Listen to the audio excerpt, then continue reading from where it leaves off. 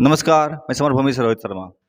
अभी हम मौजूद हैं बोकारो स्टील सिटी। यहाँ कुछ पुराने दिग्गज जो जयप्रकाश लोहिया के नेतृत्व में आंदोलन किए थे और देश को दिशा देने का प्रयास किए थे, उन लोगों से मुलाकात हुई है और हम उनसे भी जानेंगे कि मौजूदा समय में जो चीज़ चल रही है, देश का संकट या आने वाला चुनाव, खासकर हम इसमें उनसे ईवीएम के संदर्भ में जानकारी हासिल करेंगे कि ईवीएम का असल में फंडा क्या है और किस तरह से ये समाज विरोधी गतिविधि है ये और देश के तमाम स्ट्रक्चर को ध्वस्त कर रहा है। आइए हम उनसे बारी-बारी से मिलते हैं।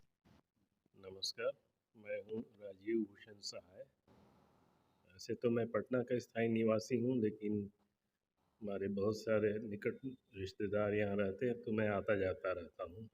मेरा नाम अदीप कुमार, मैं सर्वोदय मंडल बोकारो का अध्यक्ष हूँ।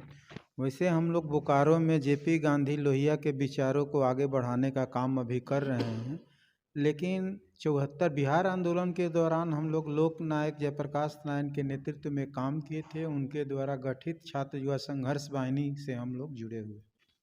मैं महावीर कुमार और बोकारो जिला सर्वोदय मंडल से जुड़े हुए हैं और जेपी आंदोलन से भी सक्रिय कार्यकर्ता रह चुके हैं।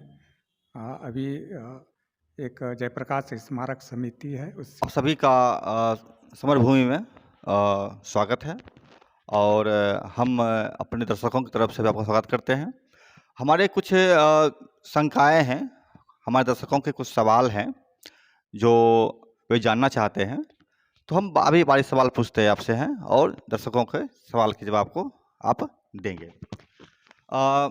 हमारा पहला सवाल है भूषण जी आपसे कि मौजूदा संकट में जो आज सरकार चल रही है, मोदी सरकार है, तो इस दरमियान में क्या संकट देख रहे हैं या आप क्या चीज़ देख पा रहे हैं जो लगता है कि ठीक नहीं हो रहा है? संकट अनेकों हैं और विशेष करके संविधान के जो प्रावधान है लोकतंत्र चलाने का, देश चलाने का, और जो संविधान के मुताबिक जिनको शासन करना है, उस संविधान की धज्जियां उड़ रही हैं।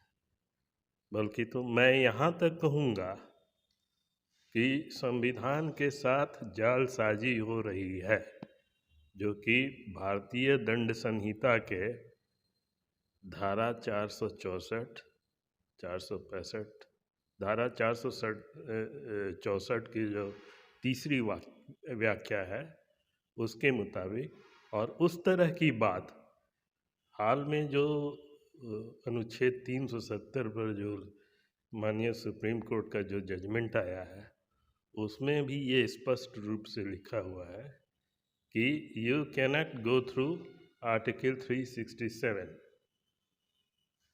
To amend article 370। तो ज़्यादा से ज़्यादा संसद कर सकता था ये कि 368 आर्टिकल 368 के अंतर्गत वो संविधान संशोधन कर सकता था 370 हटाने के लिए, लेकिन चूंकि उनका बहुमत नहीं था राज्यसभा में, इसलिए उन्होंने ये धूर्तता का रास्ता अख्तियार किया और 367 में सीओ नंबर। सीधा सा सवाल रहेगा, ये जो मोदी सरकार जब से आई, नोटबंदी लागू किया, जीएसटी लागू किया और 370 की बात आपने कही भी है, तो मेरा सीधा-सीधा सवाल है कि ये जो अच्छा अभी मज़ेदार घटना ये हुई है कि भारत से गांधी जी ने अंग्रेज़ों भारत छोड़ो का नारा दिया था। अभी ठीक उल्टा हो गया है, भारतीयों भारत छोड़ो का मामला बन गया है। मसलन गुजरात से हज़ारों लोग अमेरिका भाग रहे हैं, लाखों लोग अमेरिका भाग रहे हैं बिना वीज़ा, बिना के। तो इन तमाम घटनाओं को आप पलायन को किस रूप में चिन्हित करते हैं? पलायन का सबसे बड़ा कारण तो है बेरोजगारी। अभी तो यही दिखाई पड़ता है कि जो देश छोड़ के बाहर जा रहा है, तो एक तो बेरोजगारी है, दूसरा जो एक राष्ट्रीय भावना युवा पीढ़ी में होना चाहिए, वो केवल आर्थिक रूप से मैंने पैसा के दौड़ में शामिल हो रहा है, देश में क्या हो रहा है, ये हो रहा है, ऐसा कुछ हो नहीं रहा है। आपको एग्जाम्पल स्वरूप बोकारो में बोकारो स्टील प्लांट के अपने एम्प्लाई 67,000 थे, लेकिन अभी मात्र जो है सो 7,000 एम्प्लाई है। इसका मतलब 60,000 एम्प्लाई को हटा दिया गया। दूसरा चीज जो है सो कुतर्क दे के बताया जाता है कि ठेकेदारी में जो कभी लेबर क्लास के मजदूर को 50,000 60,000 उस समय मिलता था, आज बड़ा जो है सो मैंने 5,000 7,000 में खटते हैं, दिखाने के लिए तो मिलता है कि हमको 10,000 15,000 पर साइन करते हैं, उनके अकाउंट में भी आता है, लेकिन ठेकेदार द्वारा एटीएम रहता है, अपहरण कर लिया जाता है और मजदूर तक उतना पैसा पहुंचता नहीं। दूसरा जो आर्थिक रूप से मैंने जो हो रहा है कि वैश्वीकरण में जो समाज देश भाग रहा है, कहाँ कैसे ज़्यादा पैसा कमाए। अगर भारत में 10,000 मिल रहा है, दूसरे जगह 20,000 मिले तो 20,000 की तरफ जा रहे हैं, दूसरे जगह 30,000 जाए तो मैंने कहीं अपना देश का जो भावना था, जिस तरह से भगत सिंह इस देश के मिट्टी के लिए अपना जान दे दिए, लेकिन ये भावना युवा पीढ़ी में अब नहीं है और सोचने वाले भी नहीं। एक पीढ़ी जो है सो एक तरह के बेरोजगार भाग रहा है पैसा के पीछे, तो दूसरी तरफ के जो पढ़ा लिखा बेरोजगार नहीं है, वो अपना रोजी रोटी चलाने में ही व्यस्त है कि देश और समाज के बारे में सोच ही नहीं सकता।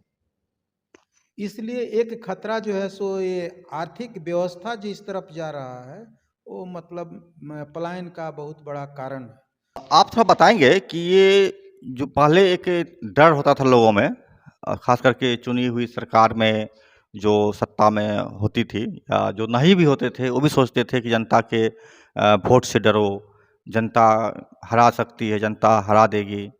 लेकिन ये जब से मोदी गवर्नमेंट आई है, इसको फुला इतना पूर्णतः विश्वास है, आत्मविश्वास है कि हम हारेंगे ही नहीं। और ये साफ इनको जो है बोलते हैं कि तुमको वोट देना है दो, नहीं देना है मत दो, हमको कोई मतलब सबसे नहीं है। मतलब सामान्य सी जनता पर इतना अविश्वास है, तो आखिर ये जो डर था जो पहले जनता के वोट का, चुनाव के दरमियान का, ये बदल कैसे गया? आज इतना विश्वास हो गया जीतेंगे तो हम ही, ये कैसे हुआ? कि आज जो समस्या है, जनता जो राजनीतिक पार्टियां हैं, उनको जनता से अब कोई लेना देना नहीं है। वोट ना भी दें तो चलेगा, इसलिए चलेगा कि आज जो ईवीएम का सवाल है, ईवीएम का सवाल जो है वो किसके कब्जे में है। ईवीएम से लेकर के जितने भी पदाधिकारी हैं, इलेक्शन कमीशन के जितने भी पदाधिकारी हैं, वो किसके कब्जे में है? वो तो सरकार के इशारे पर चलने वाले हैं। तो वो जैसा चाहेंगे वैसा वो करते हैं। तो जनता वोट देती है, लेकिन वो सही मायने में वो किसको देती है उसको पता नहीं है। कहाँ हमारा वोट जा रहा है वो उसको पता नहीं है। आज डिवाइस का जो युग है, डिवाइस में कुछ भी परिवर्तन किया जा सकता है। कुछ भी, हम लोग एक छोटा सा मोबाइल चलाते हैं, तो मोबाइल चलाते हैं तो इसमें एडिटिंग का ऑप्शन रहता है, और किस तरह से हम लोग एडिटिंग करके, किस तरह से हम लोग किसी का माथा में, किसी का बॉडी में, किसी का माथा लगा देते हैं, कहीं पर हम लोग पेड़ लगा देते हैं, बागवानी भी कर देते हैं, बागवानी के बीच में घूम रहा है और सब फूल नहीं है, फूल भी हम लोग बरसा देते हैं। तो इस तरह से सारी चीज़ें एडिटिंग किया जा सकता है। तो इलेक्ट्रॉनिक मशीन में ये सारी चीज़ें जो होगी ही हैं, जिसके माध्यम से जो है आज वोट जो है कहाँ से कहाँ चला जा रहा है। वो ओरिजिनल वोट जनता का जहाँ जाता है वो उसका ये विश्वास नहीं हो पा रहा है इलेक्ट्रॉनिक युग के। आपका कहना होगा कि ये जो ईवीएम लगाया गया है, इस कारण आपका वोट कहाँ जा रहा है आपको पता नहीं चलता है। मेरा सवाल है कि चुनाव आयोग का कहना है कि ईवीएम उतना ही परफेक्ट है जितना ब्रह्मा विष्णु महेश परफेक्ट है, भगवान भी उसको चैलेंज नहीं कर सकता। तो जब ऐसी बातें हैं, चुनाव आयोग इतनी दृढ़ता के साथ इसको समर्थन कर रहा है और किसी भी कीमत पर वो पीछे हटने को तैयार नहीं, ईवीएम हटाने को तैयार नहीं है, तो तब अगर आप ये आरोप लगाते हैं, तब तो चुनाव आयोग के खिलाफ आप बोल रहे होते हैं। तो इस पे आप क्या करना चाहे? चुनाव आयोग बिकाऊ हुआ है या चुनाव आयोग का कोई समस्या है? जी, मैं मानता हूँ। जब वो इलेक्ट्रॉनिक मशीन को वो उस पर भरोसा है कि इलेक्ट्रॉनिक मशीन में गलत नहीं हो सकता है, तो फिर पहले जैसा जो वोट होता था आपका बैलेट पेपर में, उस पर क्यों नहीं भरोसा है? वो तो सही था। आज इलेक्ट्रॉनिक पर क्यों नहीं हटाना चाहते हैं कि नहीं ठीक है, हमको यदि इलेक्ट्रॉनिक मशीन पर, तो जनता को इलेक्ट्रॉनिक मशीन पर भरोसा नहीं हो रहा है, जो मतदाता है उसको भरोसा नहीं हो रहा है, तो आप यदि ईमानदार यदि कहते हैं, आप ब्रह्मांड उसको मानते हैं, यदि ईमानदारी करना है तो पेपर में करवाए, क्यों मतलब जनता जवाब दे रहे हैं कि नहीं वो ऐसा है, उसी पर आएंगे।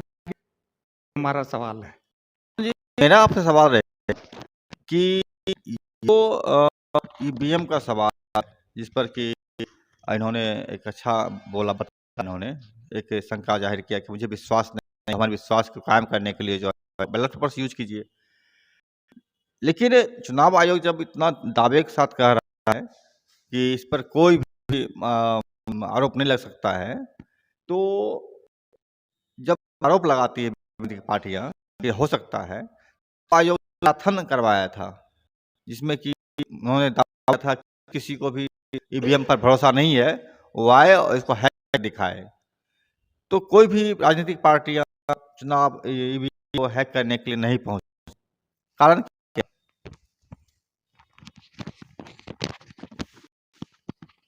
देखिए, कारण तो ये हो सकता है कि उन लोगों को कोई तकनीकी विशेषज्ञ नहीं मिले होंगे उस समय। एक संभावना ये हो सकती है। दूसरी संभावना है, आपके प्रश्न के बिंदुओं पर मैं कर दूंगा। पहला कि इलेक्शन कमीशन और सुप्रीम कोर्ट के माननीय जज लोग दोनों कोई साइंटिस्ट तो है नहीं, कोई तकनीकी विशेषज्ञ तो है नहीं कि उनको समझाया जाए और वो बात समझ जाए। एक नंबर 2, बचपन में हम लोग मैट्रिक में पढ़ते थे फिजिक्स में electromagnetic radiation, interference of electromagnetic radiation. तो ईवीएम क्या है? इलेक्ट्रॉनिक डिवाइस है, इलेक्ट्रॉनिक डिवाइस है। इलेक्ट्रोमैग्नेटिक रेडिएशन से उसमें हस्तक्षेप किया जा सकता है, नंबर 1। उसके बाद ईवीएम से वीवीपैट, उसके बाद कंट्रोल यूनिट तक जितनी तारें जाती हैं, कहीं ना कहीं ज्वाइंट है। मेन खेल तो हो रहा है वीवीपैट मशीन में, भगवान। तो राजनीतिक दल इन सब चीज़ों पर जोर नहीं डाल रही है, पता नहीं क्यों नहीं डाल रही है। दूसरी बात कि 2014 के बाद इलेक्शन कमीशन में जितने भी नियुक्तियां हुई हैं, ये देख करके हुई है कि इनका जो सर्विस रिकॉर्ड है कितना काला है। उदाहरण के लिए मैं सुनील अरोड़ा की बात बोल रहा हूँ। सुनील अरोड़ा जो थे वो नीरा राडिया केस में सीबीआई ने उनका फ़ोन टैप किया था और कुछ भ्रष्टाचार की बातें हो रही थी। सीबीआई के पास फाइल था। नरेंद्र मोदी जी ने क्या किया कि वो फाइल अपने पास बना लिया, मंगा लिया। वो अधिकारियों को, जजों को, चाहे ईडी हो चाहे इलेक्शन कमीशन हो, ब्लैकमेल करते हैं। उनकी राजनीति, उनकी सत्ता इसी तरह से चल रही है। सारे भ्रष्ट लोगों को टॉप पर बैठा दिए हैं और उनको ब्लैकमेल करते हैं कि देखो मैं जैसा कहता हूं ऐसा करो, नहीं तो तुम्हारा फाइल जो है खोल देंगे। तो वो लोग संवैधानिक सत्ता होते हुए भी गुलाम हो गए हैं, एक चीज। और बाकी तकनीकी पक्ष के बारे में तो मैं बोल ही चुका हूँ। और कानूनी पक्ष भी है इसमें कानूनी भी पक्ष भी है। जो conduct of election rules amend हुआ 2013 में वीवीपैट आने के बाद, उसके पहले ही अमेंडमेंट हो चुका था, बाद में वीवीपैट आया।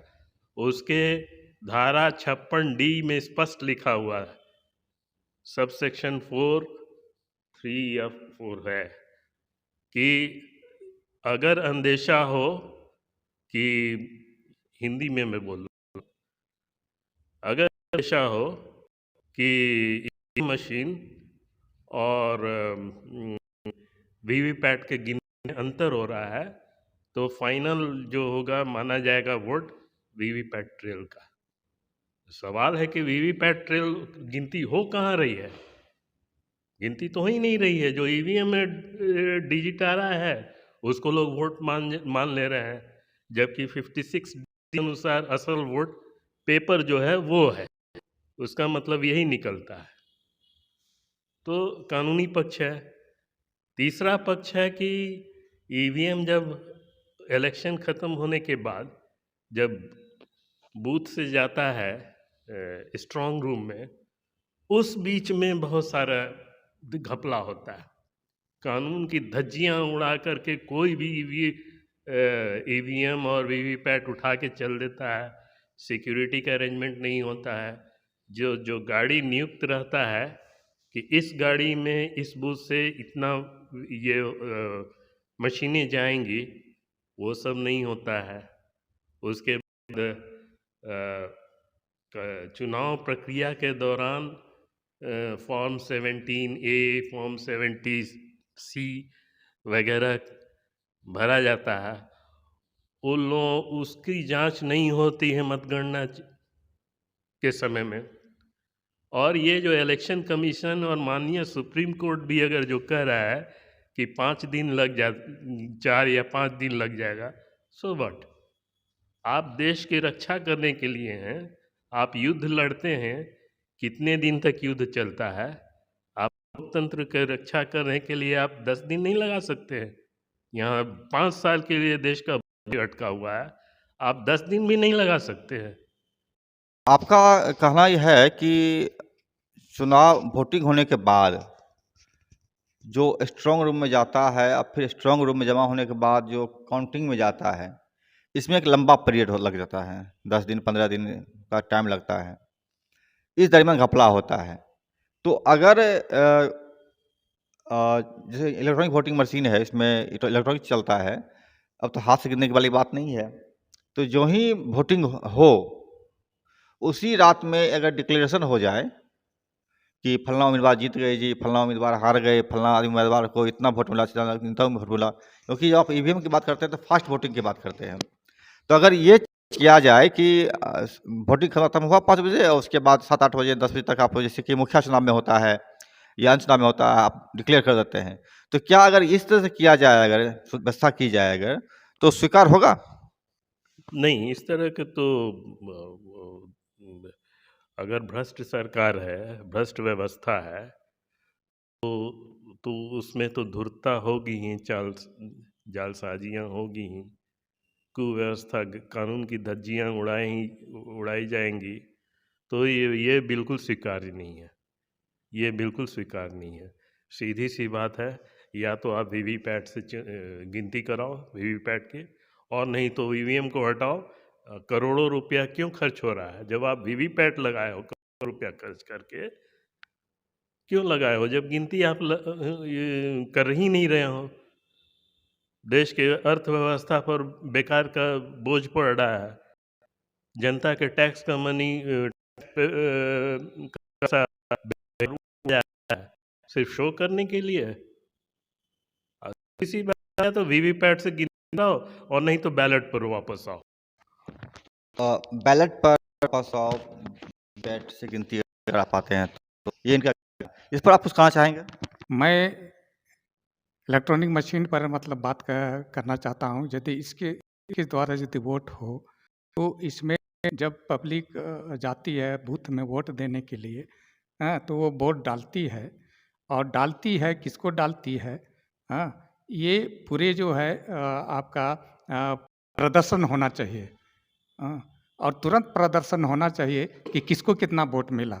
जैसे एटीएम में जाते हैं, हमने निकालते हैं तो ऑप्शन रहता है कि आपका कितना है, आपने कितना निकाला, बैलेंस कितना है। ये ऑप्शन होना चाहिए कि वहाँ पर आप वोट डाल, जिस वोट डाला, आपका नंबर है, आप वोट उस समय कितना आया है, वोटिंग प्रेस को मिला या भाजपा को मिला, वो उसको जनता को पता करना चाहिए। किसी को भी, जो भी जिस वर्ग के, हाँ हमने इसमें इतना वोट डाला गया है, और ये शाम जो है डिक्लेयर हो जाना चाहिए, हाँ, कि इस बूथ में इतना वोट किसको मिला, तुरंत डिक्लेयर होना चाहिए। 1 महीना और 15 दिन रखने का क्या जरूरत है? तभी हम विश्वसनीयता मानते हैं, और नहीं तो नहीं मानेंगे हम। नहीं तो नहीं मानेंगे विश्वसनीयता इसकी, ये मैंने एक बात रखा है। मेरा आपसे एक सवाल है कि लोहिया ने कहा था सड़क सूनी हो जाए तो संसद हो जाती है, लेकिन यहाँ पर सड़क सूनी नहीं हुई है। सड़क पर हजारों लोग, लाखों लोग आज भी प्रदर्शन कर रहे हैं, फिर भी संसद आवारा हो गई है। 150-150 की संख्या में सांसदों को निलंबित किया जा रहा है। इसको आप किस तरह से देख पाते हैं? कोई भी क्रांति इतना जल्दी होता नहीं। 47 बाद 77 खड़ा होने में 27 साल लग गया, और 77 बाद जो है एक आंदोलन, अन्ना आंदोलन हुआ, उसमें और लग गया। उस समय एक विकल्प जनता के पास था कि लोहिया जैसे लोग थे, जयप्रकाश नारायण जैसा विश्वसनीय लोग थे। आज तो सबसे बड़ा सवाल यही है कि जनता का नेतृत्व करने कोई ईमानदार नेता नहीं। लोकतंत्र बिल्कुल खतरे में पड़ गया है। अभी आप जो सवाल चुनाव पर, मैंने वोटर ईवीएम पर कर रहे थे, मेरा तो मानना है कि एक तो ईमानदार या सरकार ही नहीं है कि इस पर विश्वास किया जाए, या कि मतलब ही वो वोटर इससे होगा, मतपत्र से होगा, वो सही होगा, ये इससे मशीन होगा, ये सही होगा। आपको जब ईवीएम को लागू उस समय तरह से मतदान सवाल उठा, उससे ही ज्यादा भी सवाल आ रहा है, लेकिन कोई सुनने वाला नहीं। एक तो चुनाव आयोग ही स्वतंत्र होना, चुनाव आयोग स्वतंत्र होना चाहिए, पर कोई सरकार का नियंत्रण नहीं। और जो चुनाव करने की प्रक्रिया, जैसे मतपत्र आप देते थे, और जब मशीन आया महीना दिन लग जाता है, इसी पर नियत का कहीं, इस पर नियत की गड़बड़ी है। वोटिंग आज होता है, परिणाम 1 महीने के बाद आता है, निकलता है। ये एक सवाल है। मेरा आपसे एक सवाल और होगा, जैसे आपने कहा कि चुनाव आयोग की विश्वसनीयता है, टीएन सेशन की बात आपने कहा। अभी जब 150 सांसदों को निलंबित कर दिया गया पार्लियामेंट से, और उनको बेल में, मतलब उसके कॉरिडोर में भी आने की इजाज़त नहीं है, उनको अपने दफ्तर तक जाने का आदेश नहीं है, ताला मार दिया गया है। और इस बीच में उन्होंने कानून पारित किया है, 3 कानून पारित किया है। इसमें से एक कानून कहता है कि अब आयोग को नियंत्रण का चयन करेगा मंत्री, एक पक्ष, सुप्रीम कोर्ट के थे। अब थोड़ा बदलाव आ गए हैं, इसमें मंत्री, विपक्ष, एक मिनट का ही फ्री रहेगा। तो एक तो अब किसी जगह ये जमा होता है, यहाँ हो गया, यहाँ हो गया, यहाँ कुछ हो, इस टाइप से अगर, तो 2 बहुमत प्रधानमंत्री और कैबिनेट उसको निरस्त कर देगा। अब चिल्लाते, तो इस प्रावधान बनाया गया है, इस प्रावधान से चुनाव आयोग की विशेषता कितनी खंडित होती है और कितनी बनती है, इस पर आप क्या कहना चाहेंगे? मैं तो 100% मानता हूँ कि ये गलत हुआ है, क्योंकि इसका मतलब है कि ये सरकार अपने मनमाना करेगी। उसमें सरकार का ही होगा, विपक्ष का एक प्रतिनिधि रहेगा तो वो क्या कर लेगा, सत्ता पक्ष का तो 2 प्रतिनिधि रहेगा, तो उसके अनुसार हो जाएगा। तो ये पूरे लोकतंत्र को जो है सवाल उठता है, लोकतंत्र को खतरे में है और इलेक्शन कमीशन पर खतरे में है। वो इलेक्शन कमीशन को अपना कब्जे में रखना चाहते हैं, सरकार अपना कब्जे में रखना चाहती है। ये 100% चुनाव आयोग की विश्वसनीयता खतरे में है, विश्वसनीयता जब चुनाव आयोग की विश्वसनीयता रहा, चुनाव कैसे होगा? तंत्र तो मजाक दिए हैं, इसका लग रहा है लोगों में विश्वास का अभाव हो रहा है इस प्रक्रिया पर। मेरा आपसे एक सवाल कि इस तरह से ईवीएम पर जो रेज हो रहे हैं लगातार, तो पार्टियां हैं, अच्छी पार्टियां, वह चुनाव का बहिष्कार क्यों नहीं करती है? ईवीएम से अगर वोटिंग होगा तो हम चुनाव में भाग ही नहीं लेंगे, ये देखिए बहुत हद तक विपक्ष भी उससे अलग नहीं है। कोई जनता के बीच में जनता के सवाल पर काम करके वोट लेना नहीं होता है। सब ऊपरे आपर जो है सो गुंडा पैसा नाम पर जनता के पर चुनाव होता है। इसलिए इनको लेके ये आंदोलन करने की ताकत इनमें, ये सत्ता में पहुंचने के लिए केवल विरोध दर्ज कर रहे हैं, आंदोलन करने का इनके पास कोई ताकत नहीं। और जनता भी नेतृत्व होगी। जिस दिन जनता का भरोसा मैंने आगे दिन बिना आंदोलन से ये सरकार कानून का परिवर्तन करना करेगी, ऐसा अब आज नहीं दिखाई पड़ता है। जब भी लोग कमजोर होता है तो तंत्र जो है मजबूत हो जाता है। जब भी कोई चीज उठा रहा है उसको देशद्रोही कह दीजिए, संसद से निकाल दीजिए, तो लोकतंत्र। पार्लियामेंट में तो यही लोग सवाल कर जनता का सवाल उठा रहे थे तो आप उनको हटा ही दिए। तो जनता मैंने करे क्या है, एकदम डिक्टेटर हो गई है। जो गलत लोग हैं उनको आप कैबिनेट में मंत्री बना देते हैं, बलात्कारी को मंत्री बना देते हैं, जो दूसरे पक्ष में भ्रष्ट है उसको अपने पार्टी में ले आकर व्यंग रहा है कि आप धुलाई मशीन जो है सो रखे। तो इसलिए कुछ ना कुछ तो सो जनता जो है ना, एक मतलब कभी है जिंदाबाद होगा ना मुर्दाबाद होगा, जब जनता जगेगी तो इनकलाब होगा। इसलिए अब विपक्ष पर भी उतना भरोसा नहीं है। केजरीवाल कुछ लेकिन अब उनका भी जो जिस तरह से ऊपर दबाव लगाया जा रहा है, कैबिनेट के मंत्री को जेल उन पर आरोप लगा के, कहीं कुछ आ नहीं रहा है। अब जो भी आप बोले, एक सवाल अभी हमको दिमाग में आया कि कोई चुनाव आयोग बुलाया कि ईवीएम को आप हैंक दिखाई, इस सरकार की इस बात पर भरोसा किया जाए? हमको तो याद है कि उस समय अखबार पर वो सम भारद्वाज जो है सो आम आदमी पार्टी के थे, वो प्रदर्शन किए थे ईवीएम को करके दिखाने के लिए। अब चुनाव आयोग में ऊपर जनता से कहते हैं कि कोई आया नहीं और आप उसको बुलाते ही नहीं है। जनता के साथ गुमराह करने वाला बात है। बहुत लोग, हम लोग जैसा आदमी जब मोबाइल पर अपना मैसेज भेज दिया, दूसरे लोग रिसीव भी कर लिए और फिर हम उसको यहीं बैठे से डिलीट करके हटा देते हैं, तो इस तौर तरीका पर तो एकदम 100% बेईमानी का शक है कहीं।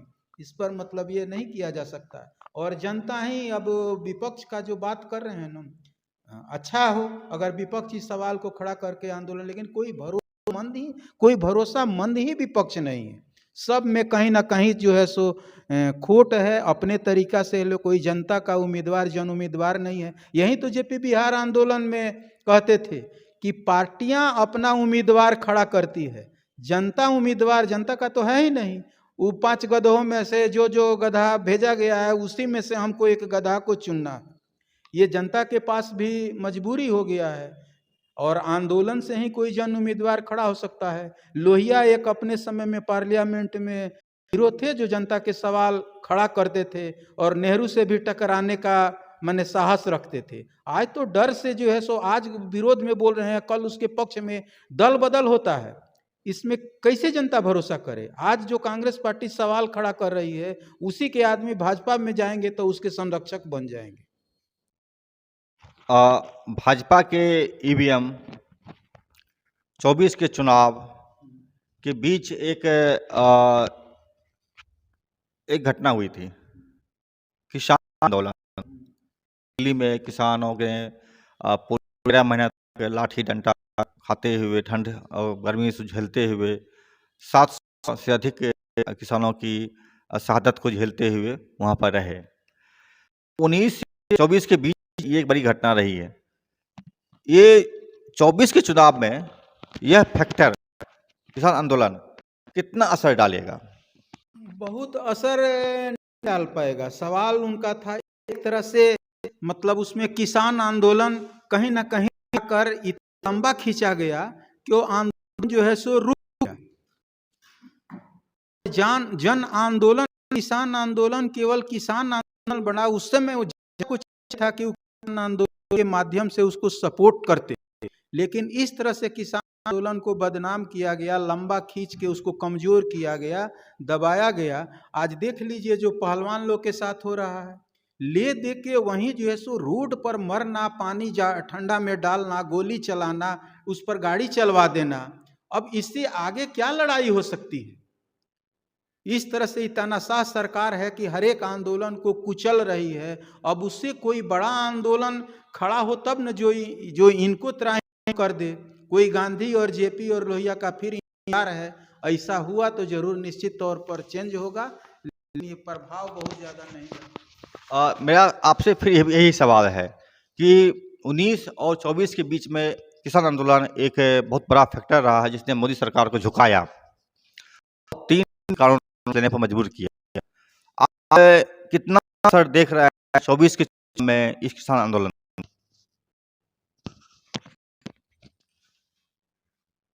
हम तो देख रहे हैं कि सिर्फ किसान आंदोलन ही नहीं, बल्कि कोई भी इस यदि आंदोलन होंगे तो उसका कोई प्रभाव नहीं पड़ेगा।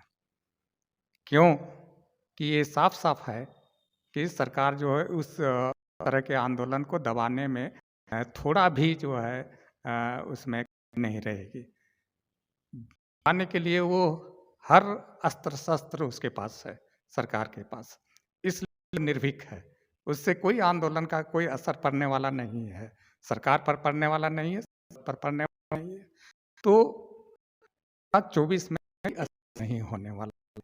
ये मैं इसको 100% ये मानता हूँ कि कोई असर नहीं होगा किसी भी तरह का आंदोलन।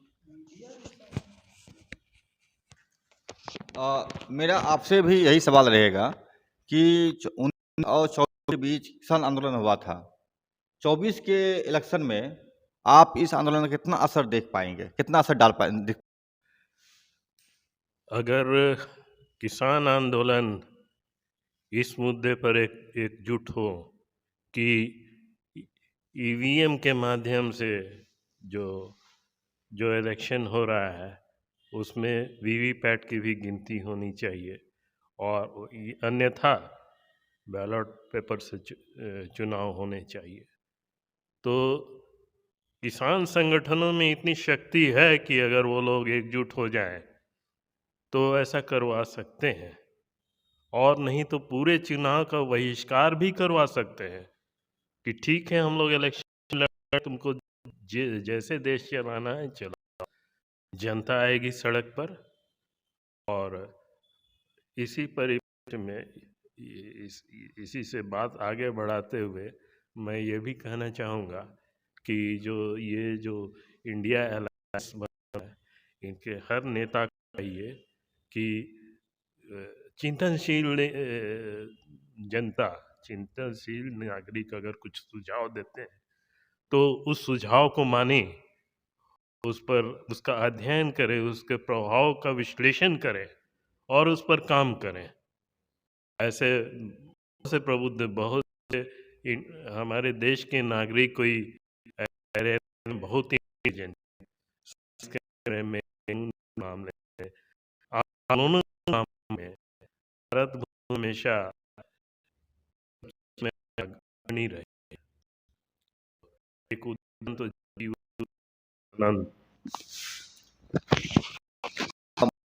अभी जो चर्चाएं थी किसान आंदोलन इस पर चुनाव का एक मामला 24 में जो चुनाव आ रहा है इसमें किनके जीत की भावना देखते हैं और क्यों देखते हैं? इंडिया गठबंधन भी है आपको और मोदी गवर्नमेंट की गठबंधन है वो है, तो दो अलायंस में आप किनको देख पा रहे हैं मजबूती से 24 के इलेक्शन में और उसका असर क्या पड़ेगा? देखिए, जब हम मान रहे हैं कि पूरी तरह ईवीएम पर ईवीएम का जो इलेक्शन हो रहा है, ईवीएम पर जो इलेक्शन हो रहा है, उसको ही हम मान रहे हैं कि वो सही नहीं है। जब वो सही नहीं है, तो फिर सवाल नहीं उठता है कि दूसरा कोई राजनीतिक पार्टी या पार्टी या निर्दलीय कोई जीतेगा। और जीते तो जैसे डंके की चोट पर भाजपा बोलती है कि जीतेंगे तो हम ही, आएगा तो मोदी ही। तो इसमें 100% है कि 2024 में आएगा तो मोदी ही, और वो आएगा तो जनता के वोट के द्वारा ही आएगा। आएगा तो ईवीएम के द्वारा ही होगा, इलेक्ट्रॉनिक मशीन के द्वारा वो आएगा सत्ता में। और इसलिए तो लगता है कि जो विपक्ष है, चुनाव लड़ना ही चाहिए। हाँ।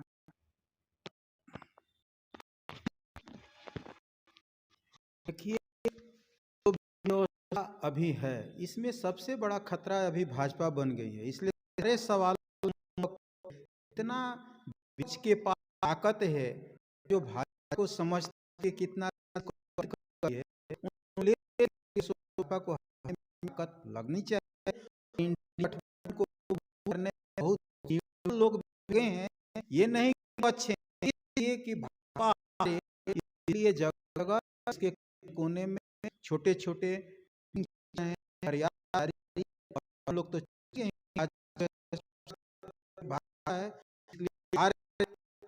और जीत तो उसका हत्या है, वो हो सकता है, लेकिन प्रयास रहेगा कि के लिए एकदम बेटर उसका ही है और इसका दे रहा है। कभी जनता के नहीं दे रहा है,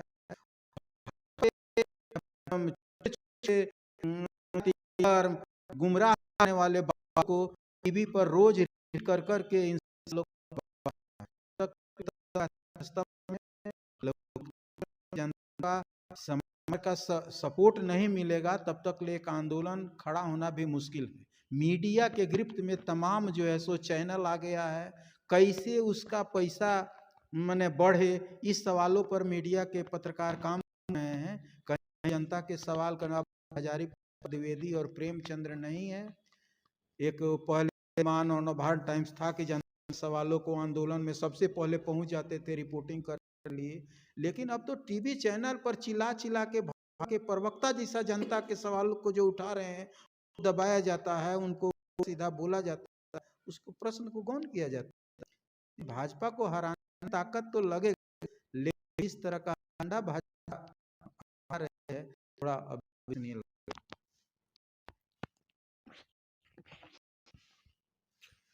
2024 का जो इलेक्शन है, जिसके बारे में आपने प्रश्न पूछा कि किसान आंदोलन का क्या असर पड़ेगा या भविष्य क्या है देश का, तो मैं तो ये कहता हूँ कि जब तक ईवीएम है, मोदी को कोई हटा नहीं सकता है। तीनों मूर्धन्य जो हमारे पैनलिस्ट हैं इनका स्पष्ट समझदारी हुई गई है कि ईवीएम के रहते भाजपा खड़ाना एक मुश्किल काम है। असंभव नहीं कहा जा सकता है, लेकिन मुश्किल अवश्य है, बड़ी ताकत लगी। मेरा फिर आपसे एक सवाल होगा, अगर 24 में भाजपा जीत करके पुनः सत्ता में चली जाती है, तो भारत का भविष्य क्या होगा, वो कहाँ जाएगा? यदि 2024 में भाजपा जीत के आती है, तो हमको लगता है कि भारत पूरे डिक्टेटरशिप के तहत चलेगा, जिस तरह से और आगे आने वाला दिनों में चुनाव होगा कि नहीं, इस पर भी हमको शंका है। 24 में भाजपा आ गई तो जनता के लिए बहुत कठिन काम अब इसको हटाना हो जाएगा, और तमाम संविधानें को चेंज कर रही है अपने अनुसार, तो एक बहुत बड़ा आंदोलन माने खड़ा होगा, तभी हो सकता है जनता के द्वारा अब जो है सो भाजपा को हटाना। जब किसान आंदोलन जैसा महिला पहलवान भ्रष्टाचार के सवालों पर हम कोई आंदोलन खड़ा नहीं कर सके और इसको डर भय नहीं लगता है, तो जब खुद आ जाएगी तो अपना कानून तीनों चीज़ों को न्यायपालिका, विधायिका, कार्यपालिका सब अपने गिरफ्त में ले रही है। जो इसके विरोध में न्याय देता है, सुनते हैं कि उसका जान भी मरवा दिया जाता है।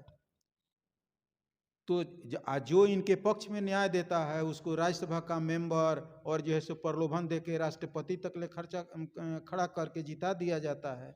तो इस तरह का ये मूल रूप से भाजपा के पीछे आरएसएस का ताकत है और आरएसएस ही इसका माने काम कर रही है कि इस धारा के लोगों को गांधी के बारे में झूठी अफवाह, नेहरू के बारे में झूठी अफवाह करके जो आंदोलन खड़ा करने वाले जुआ हैं उनके घूट जो है सो जहर माने उल्टा सीधा पढ़ा के अविश्वसनीय बातों को बताया जाता है, जिससे नया आंदोलन खड़ा करने में भी दिक्कत है और उनके व्हाट्सएप यूनिवर्सिटी का ज्ञान नया पीढ़ी कर लेता है और सच्चाई जानने का प्रयास नहीं करता।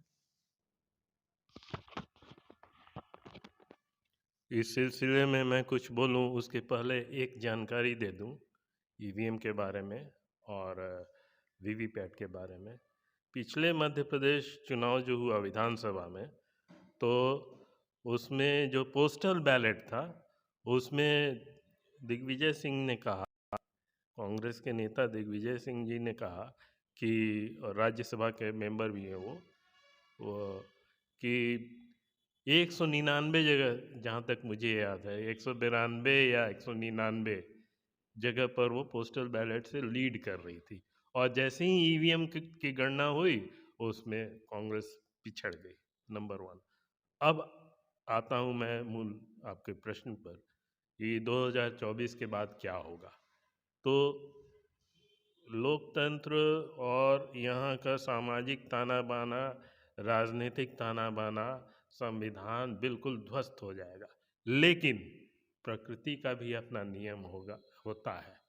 वो हिटलर की बात याद है सबको, हिटलर का कैसे अवसान हुआ, उसी तरह से इन लोगों का भी अवसान होगा, लेकिन हम लोग नहीं रहेंगे, हम लोग इस धरती पर नहीं रहेंगे, अवसान होगा और इतिहास के बाद दर्ज होगा। हिटलर के बाद एक शख्स आया था भारत में जिसने एक पुण्य भूमि को, राम की भूमि को और साधु संतों की भूमि को बिल्कुल ध्वस्त कर दिया। जहाँ पर संविधान एक उदाहरण देने लायक संविधान बना था उसको ध्वस्त कर दिया। और ये जो प्रकृति का नियम के बारे में जब बोल रहा हूँ, एक बहुत बड़ा रिवोल्ट होगा, विद्रोह होगा। हो सकता है कि उस विद्रोह में सेना भी आ जाए, तो प्रकृति का एक नियम है। तो भले ही हम लोग भुगते, हम लोगों को प्रताड़ना मिले, लेकिन आने वाली पीढ़ी जो है, आज नहीं 20 साल के बाद, 50 साल के बाद एक भारत फिर से उठेगा प्रकृति के नियमों के अनुसार। ऐसा हो ही नहीं सकता कि राक्षस प्रवृत्ति हमेशा रहेगी। सवाल है जिस पर आप सभी एक एक लाइन बोलकर निकलेंगे। मैंने कहीं पढ़ा था काल भारत का स्वर्णिम काल, बौद्ध काल के बाद भारत अवनति में चला गया। मैं कहीं पढ़ा था कि ठीक तरीके से नेहरू का काल 47 के बाद का जो काल है एक स्वर्णिम काल, भारत का अच्छी अर्थव्यवस्था तक मोदी ठीक तक। तो उस में रहा था कि आपको अगर यह जानना है कि बौद्ध काल कैसे खत्म हुआ और कैसे भारत गुलामी में चला गया, तो आप मोदी काल को गिनती कर लीजिए। जिस तरह से मोदी सरकार काम कर रही है और भारत को फिर से गुलामी जल्दी रही है, ठीक तरीके से बौद्ध काल भी किया गया होगा। ये एक बयान मैंने पढ़ा था। इस बयान से कितना सहमत हैं आप, कितना असहमत आप, ये आप क्या सोचते हैं, बताएं। देखिए, मैं तो पूरी तरह सहमत हूँ कि वो परिस्थिति आएगी। सवाल है कि जो इसके खिलाफ में आंदोलन होगा या जो भी होगा, वो होगा। पहले तो होता था कि अंग्रेज़ों के ये में जो आंदोलन हुआ था, तो अंग्रेज़ों ने टैक्स लगाती थी, कहीं भी टैक्स लगाती थी, ख़ास करके खेती पर, खेती-बाड़ी पर टैक्स लगाती थी, तो उसके खिलाफ में आंदोलन होता।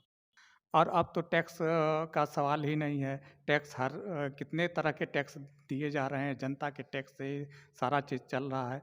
और जितने भी भ्रष्ट तरीके अपनाए जा रहे हैं, भ्रष्टाचार एक बहुत बड़ी समस्या है। और ये भ्रष्टाचार सरकार के नाक के नीचे हो रहा है। हैं? उसको पता है सारा चीज़ कि हम चाहेंगे तो सब कुछ हो सकता है। कि कोई कैप्चर में कार कर ली है, उसके बदौलत वो पूरे तरह चलना चाहती है।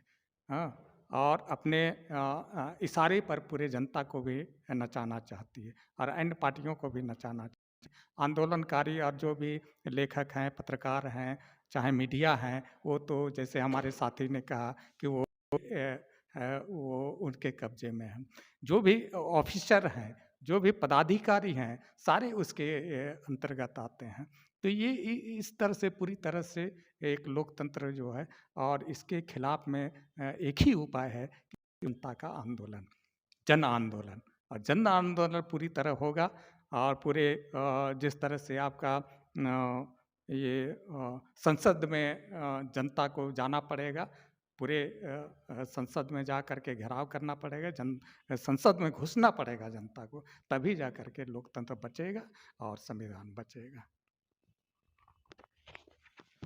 आपका कहना बिल्कुल माने सत्य है कि बौद्ध काल जो है एक स्वर्णिम काल था। चूँकि अभी तक इतिहास यही बताता है कि अपने राज्य को विस्तार करने के लिए सब राजा काम करते थे, लेकिन पहले दफ़ा जो है सो बौद्ध जो है जनता के सवाल को, वृद्ध होना, बीमार होना, कमज़ोर होना, जनता के सवालों को लेकर राजपाट छोड़ के और उसके इलाज के लिए माने उसके प्रश्नों का उत्तर खोजने के लिए वो आदमी जो है सो निकल गया। ये इतिहास में पहले दफ़ा है।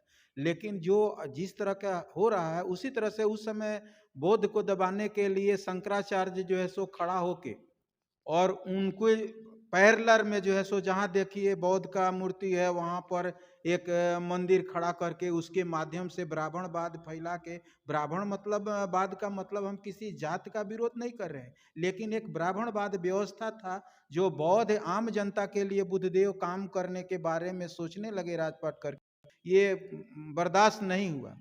और फिर को जो है इस हिंदूवादी ब्राह्मणवादी परंपरा से बौद्ध को दबाया गया। एकदम निश्चित तौर पर उस जब तक पिता के सवाल को लेकर कोई होगा आंदोलन का, निश्चित और हम लोग को उस दिन का इंतजार है। कोई फिर इस देश में जन्मेगा, फिर तो गांधी आएंगे, फिर आएंगे, लेकिन इन लोगों को इतिहास, जैसे अभी आप पढ़ रहे हैं कि बहुत स्वर्णिम काल था, लेकिन इतिहास को ही खत्म करने का प्रयास किया जा रहा है। कोई आने वाली पीढ़ी सच्चाई नहीं जान पाए। अब अगर इसे लीक से अलग हट माने अच्छे अच्छे पढ़े लिखे लोग पता नहीं इतिहास जानते हैं या नहीं जानते हैं, लेकिन गुमराह करने के लिए एक बड़े ऑफिसर लोगों के किसी कार्यक्रम में हम गए थे, तो वहाँ पर सवाल किया जा रहा है कि महात्मा गांधी के चलते जो है नेताजी सुभाष चंद्र बोस इस देश से पलायन कर गए थे, गांधी के विरोध में बात किया जाता है। निश्चित तौर पर बड़े बड़े पदाधिकारी पढ़े भी होंगे, लेकिन हम लोग को कोई आंदोलन से जुड़ने का बात नहीं, लेकिन राष्ट्रपिता का तगमा तो मतलब इस देश से पलायन करने के बाद महात्मा गांधी को सुभाष चंद्र बोस दिए थे भारत से जाकर, तो भारत से अलग हट के भी गांधी के प्रति उनका इतना सम्मान है। लेकिन ऐसे लोग गुमराह कर रहे हैं कि गांधी, और जो गुमराह कर रहे हैं ना गांधी के साथ थे ना सुभाष चंद्र बोस के साथ थे तो अंग्रेजों के साथ, लेकिन ये पलट कर युवा पीढ़ी को गुमराह करके, और पढ़े लिखे लोग पता नहीं क्या इतिहास पढ़ते हैं करते हैं और दबंगता दिखा के उल्टा सीधा लोग से बोलते हैं। लेकिन हम लोग को इंतजार है, एक ना एक दिन आशा भी है कि एक ना एक दिन व्यवस्था चेंज होगा और इसी में से कोई भगत सिंह, इसी में से कोई ना कोई जयप्रकाश पैदा लेगा, महात्मा गांधी पैदा लेंगे। फिर एक बार देश को महात्मा गांधी, गौतम बुद्ध और जयप्रकाश का जरूरत है, इसी उम्मीद के साथ। रोहित जी, आपने बहुत महत्वपूर्ण उदाहरण दिया है बौद्ध के बारे में। तो निश्चित तौर पर बौद्ध काल जो था भारत के इतिहास का स्वर्णिम काल था, सबसे स्वर्णिम काल था। और जो वर्तमान में जो हो रहा है और जो गिर रहा है, व्यवस्थाएं गिर रही हैं, वो उससे मिला किया है, कुछ भी किया है। उस तरह से बहुत भी खत्म हुआ था। नाम शख्स आया था, लेकिन इतिहास का जो शोध करता है वो सारी बातें डाल रहे हैं। लेट है, इन लोगों को ये लड़ाई पहले से करनी चाहिए थी।